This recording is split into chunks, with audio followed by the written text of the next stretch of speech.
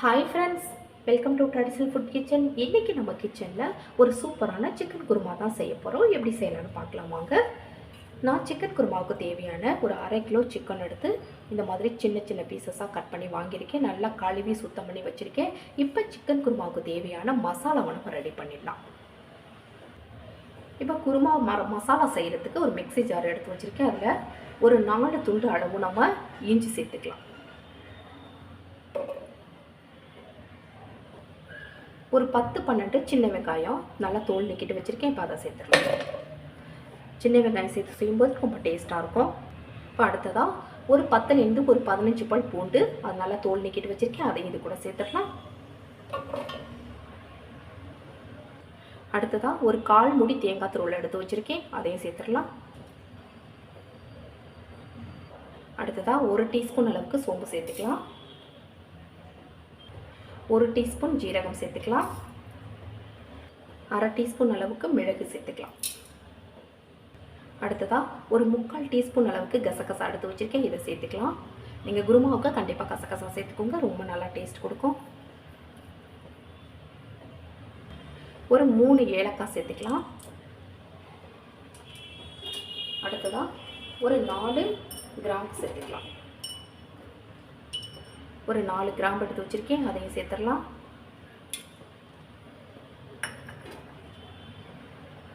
இந்த சைஸில் ஒரு பட்டை சேர்த்துடலாம். ஒரே ஒரு பிரியாணி இலை, அதையும் இது கூட சேர்த்துக்கலாம். கொஞ்சம் கல்பாசி,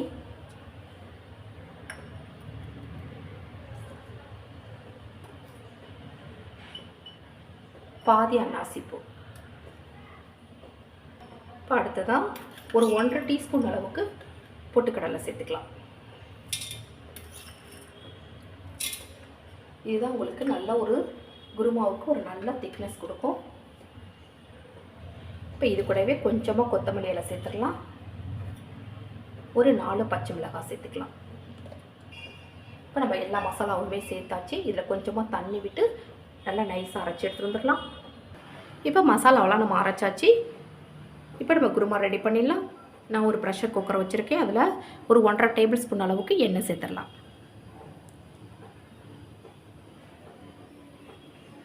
இப்போ எண்ணெய் கொஞ்சம் சூடாகட்டும்.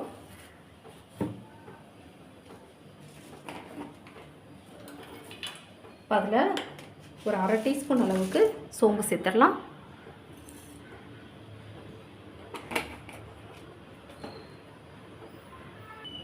ஒரு பிரியாணி இலை சேர்த்துடலாம். 2 ஏலக்காய், கொஞ்சம் கல்பாசி, ஒரு 2 கிராம்பு, ஒரு சின்ன சைஸ் பட்டை. இது எல்லாமே பொரிஞ்சு வரட்டும்.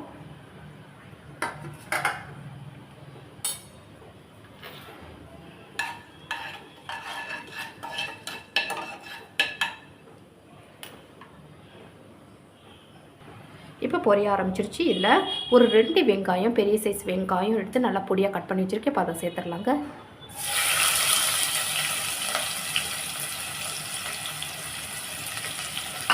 இப்போ இதை நல்லா வதக்கி விட்டுறலாம்.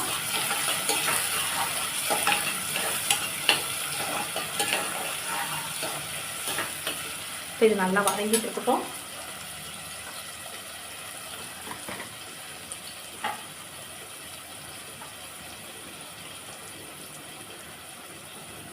இப்போ அது கூடவே 2 நல்ல பழமான தக்காளியை எடுத்து பொடியாக கட் பண்ணி வச்சுருக்கேன். அதையும் சேர்த்துடலாம். இது எல்லாமே சேர்த்து நல்லா வதக்கி விட்டுறலாம். தக்காளி வெங்காயம் ஓரளவுக்காவது நல்லா வதங்கணும். இது நல்லா வதங்கிட்டு இருக்கட்டும். இதுலேயே ஒரு கொத்து கருவேப்பிலை சேர்த்துடலாம்.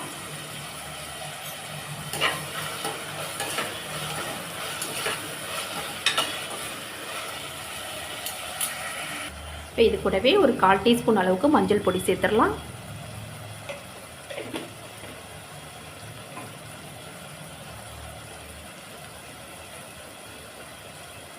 ஒரு டீஸ்பூன் அளவுக்கு மிளகாய் பொடி சேர்த்துடலாம்.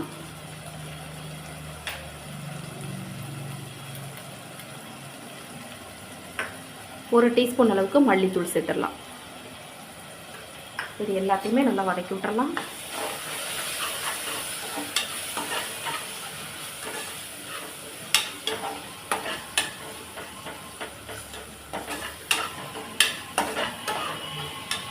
தக்காளி வெங்காயம்லாம் ஓரளவுக்கு நல்லா வதங்கினாலே போதும்.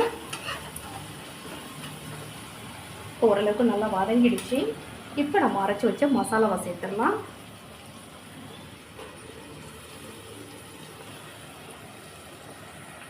இப்போ குருமாவுக்கு தேவையான அளவு உப்பும் சேர்த்துடலாம். சேர்த்து இது எல்லாத்தையும் நல்லா வதக்கி விட்டுறலாம்.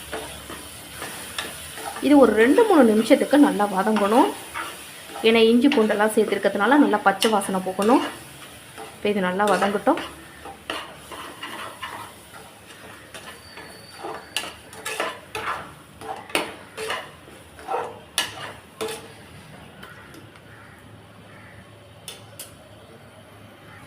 இப்போ மசாலா ஓரளவுக்கு நல்லாவே வதங்கிடுச்சு. நல்லா வாசனை வர ஆரம்பிச்சிருச்சு.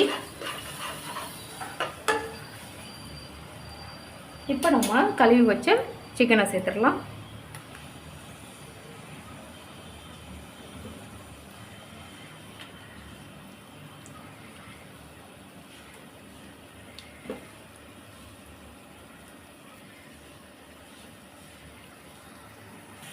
இப்போ மசாலாவோட சிக்கனை ஒரு 2 நிமிஷம் நல்லா வதக்கி விடணுங்க.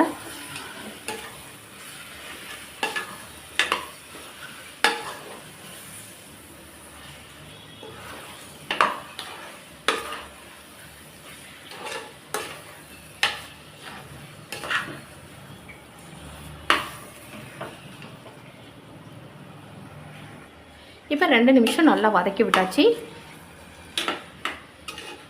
இப்போ நம்ம குருமாவுக்கு தேவையான அளவு தண்ணி சேர்த்துடலாம்.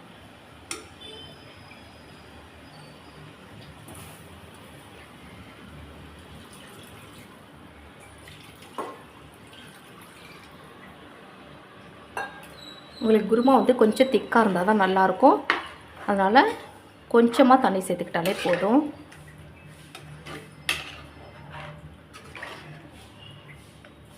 இப்போ நம்ம உப்பு எல்லாமே சேர்த்தாச்சு. இப்போ உங்களுக்கு உப்பு கம்மியாக இருக்குது அப்படின்னா இந்த ஸ்டேஜ்லேயே நீங்கள் உப்பு சேர்த்துக்கோங்க.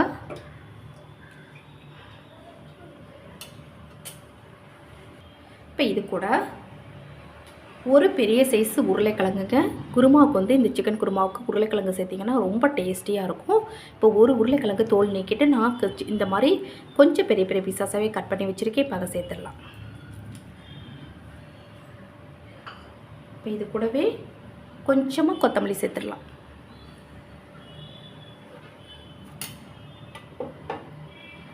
இப்போ இதை நல்லா கலந்து விட்டுறலாம்.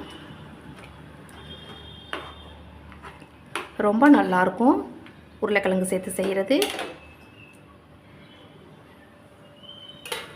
ரெண்டுமே நல்லா சாஃப்டாக வெந்துடும். இப்போ இதை மூடி போட்டுடலாம்.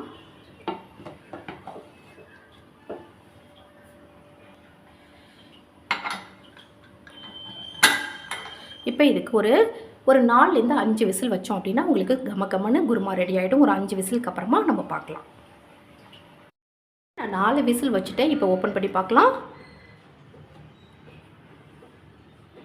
பாருங்கள், சூப்பராக நல்லா கமகமன்னு வாசனையாக வருது. இப்போ இதில் ஒரு 2 பச்சை மிளகாய் கட் பண்ணி சேர்த்துக்கலாம். கொஞ்சமாக நறுக்கிய கொத்தமல்லி சேர்த்துக்கலாம்.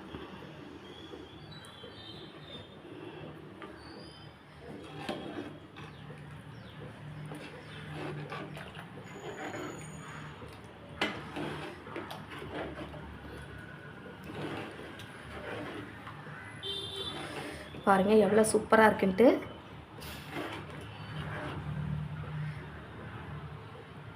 நல்லா உருளைக்கிழங்கு சிக்கன் எல்லாமே நல்லா வெந்திருக்கு சாஃப்டாக. உங்களுக்கு பார்த்தாலே தெரியும் எவ்வளோ சூப்பராக இருக்குது அப்படின்ட்டு.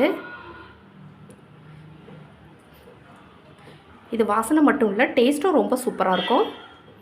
இப்போ வேறு ஒரு பாத்திரத்துக்கு மாற்றிக்கலாம்.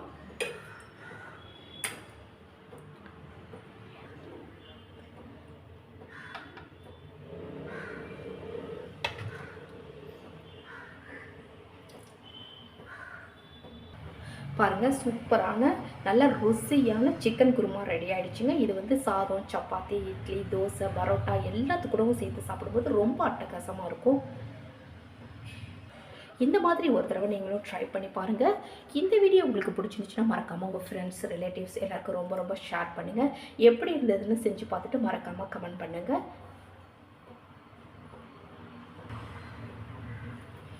நான் செஞ்ச இந்த வீடியோ உங்களுக்கு பிடிச்சது அப்படின்னா மறக்காமல் ஒரு சின்ன லைக் கொடுத்து நம்ம சேனலை சப்ஸ்கிரைப் பண்ணி சப்போர்ட் பண்ணுங்கள் ஃப்ரெண்ட்ஸ். தேங்க்யூ.